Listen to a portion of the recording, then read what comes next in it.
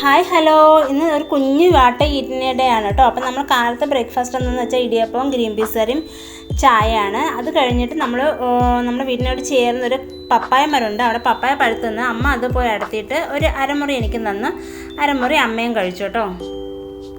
പപ്പായയിൽ തന്നെ എനിക്ക് നല്ലവണ്ണം പഴുത്ത പപ്പായ തന്നെയാണ് ഇഷ്ടം.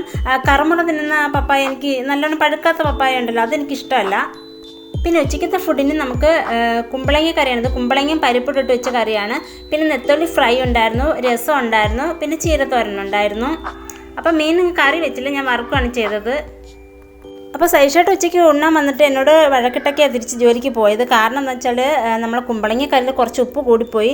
നമ്മൾ വഴക്കുണ്ടാകുന്നെങ്കിൽ ഈ ഫുഡിൻ്റെ കാര്യത്തിൽ മാത്രം വഴക്കുണ്ടാകും. ഫുഡിന് ടേസ്റ്റ് ഇല്ലാതെ വരികയോ അല്ലെങ്കിൽ ഉപ്പ് കൂടുകയോ ചെയ്യുമ്പോൾ മാത്രമാണ് നമ്മൾ വീട്ടിൽ വഴക്കുണ്ടാകുന്നത്.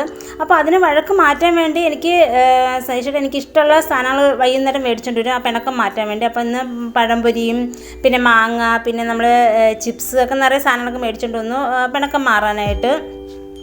അപ്പോൾ എൻ്റെ നല്ല മിക്ക വീടുകളുടെ അവസ്ഥ ഇതായിരിക്കും. ഉപ്പൊക്കെ കൂടി പോകുന്നതിന് വഴക്കൊക്കെ കിട്ടുന്നത് എനിക്ക് സ്ഥിരം പലപ്പോഴും കിട്ടാറുണ്ട് കേട്ടോ.